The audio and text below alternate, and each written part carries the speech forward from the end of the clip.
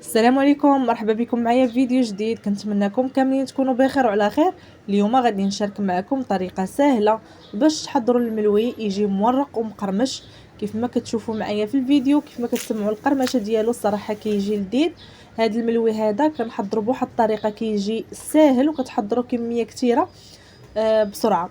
على بركه الله هنايا غادي نحتاج دقيق الفورص اللي هو فرينه اولا الدقيق الابيض 5 الكؤوس كبار كيكونوا عامرين من دقيق الفورص اللي مغربل من قبل.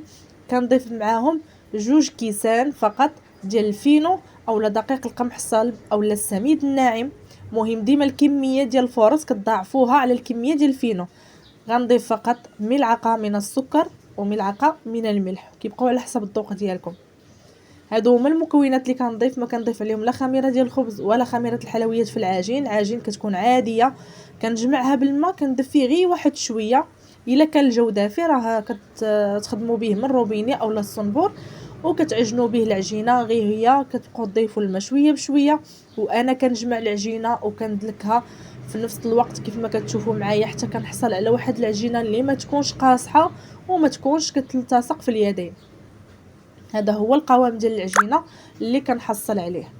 صافي من بعد غادي نجمعها وغادي ندهنها غير بواحد شويه ديال الزيت ونغطيها بالبلاستيك غذائي ونخليها كترتاح.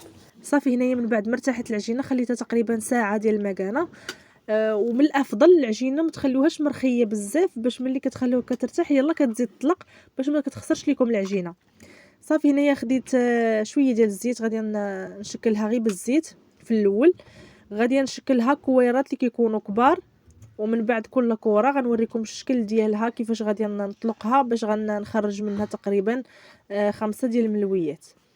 بالنسبه الا بغيتو ديروا الطريقه العاديه كديروا كويرات اللي هما صغار على حسب الحجم ديال الملوي اللي بغيتو وكطويوهم طوي عادي بحال كيف ما كطويو المسمن وكتلويو. الا بغيتوا الطريقه غنخلي لكم ان شاء الله فيديو في صندوق الوصف باش تشوفوا الطريقه ديال هذوك الملويات الصغار. هنايا غادي نقسم العجين 5 ديال الكويرات اللي كيكونوا كبار ندهنهم بشويه ديال الزيت وكنرجع نغطيهم ببلاستيك غذائي باش ما ديرش للعجينه واحد القشره.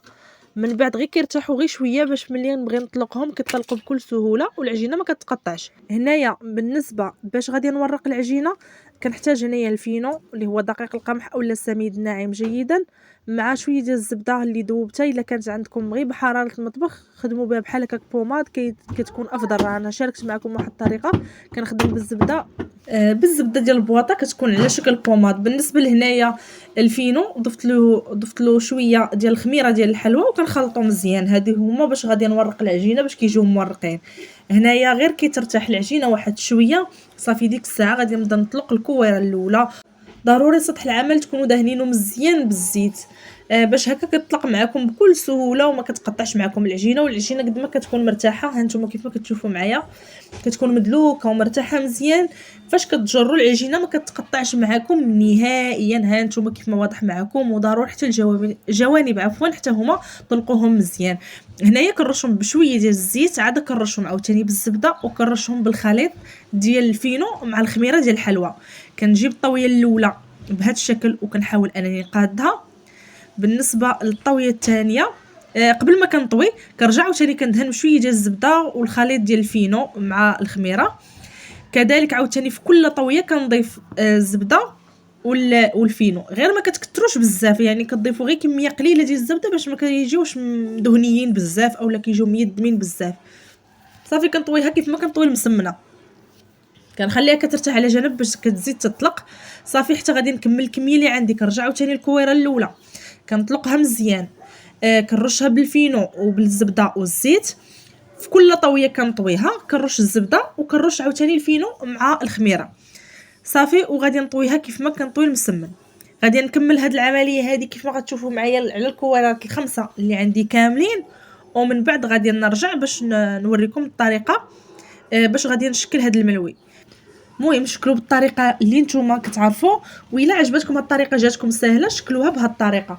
صافي بالنسبه لهنايا كيف ما كتشوفوا معايا غادي نطويها بهذا الشكل وكنرجع عاوتاني غير كنطويها كنضيف الزبده وغادي نرشها بالسميده مع الخميره وغادي نطويها بالطويه الثانيه كيما فوق منا صافي. وغادي نديرها على شكل مسمن مربع، ومن بعد ما نكمل الكويرات اللي عندي كاملين نرجع معكم.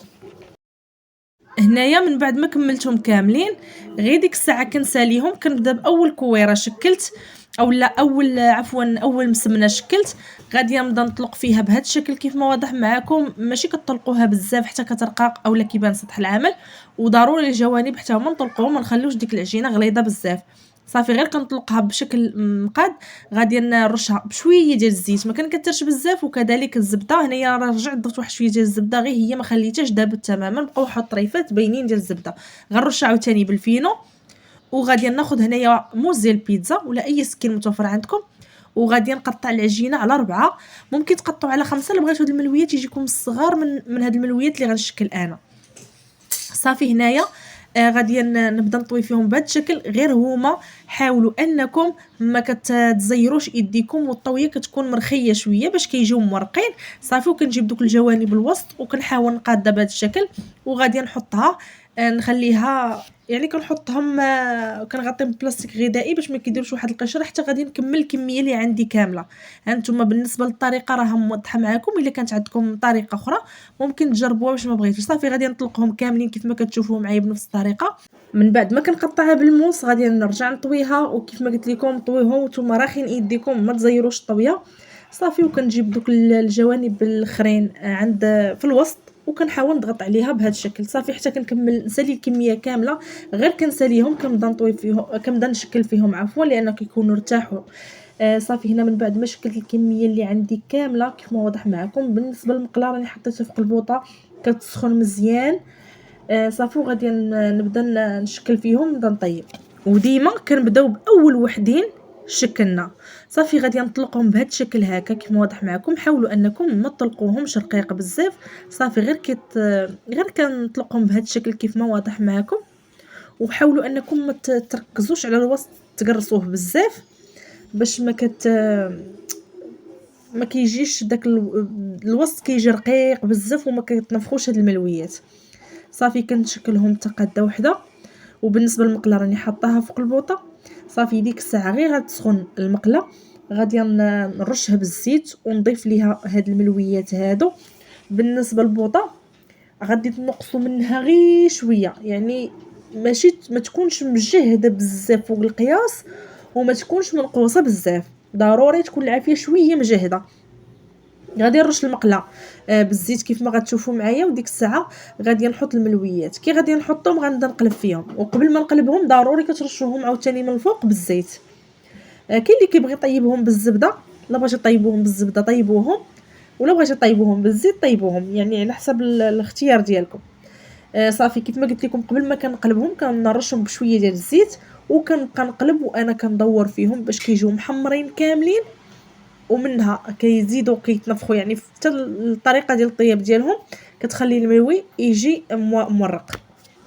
هي راه الطريقه ديال الطي ديالهم وطريقه ديال الطيب ديالهم كتخليهم يجيو مورقين، راه حيت كاين الملوي اللي تيكون بلا زبده وكيجي مورق. ها نتوما كيف ما كتشوفوا معايا، يعني هي كطيب كتنفخ وديك التوريقه ديالها كتجي باينه صافي. غنكمل ليهم الطياب ديالهم بنفس الطريقه ونحاول نبقى نقلب فيهم.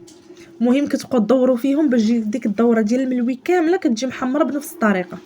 ها نتوما كيفاش كتجي مورقه صافي. غير كيتحمروا كنحيدهم، وغادي عاوتاني نطلق ملويات اخرين، نرش المقله عاوتاني بالزيت، نحطهم غير يلاه نحطهم نرجع نرشهم بالزيت ونبقى نقلب فيهم حتى كيطيبوا صافي. غنطيبهم بنفس الطريقه اللي شرحت لكم في الاول حتى نطيبهم كاملين بنفس الطريقه.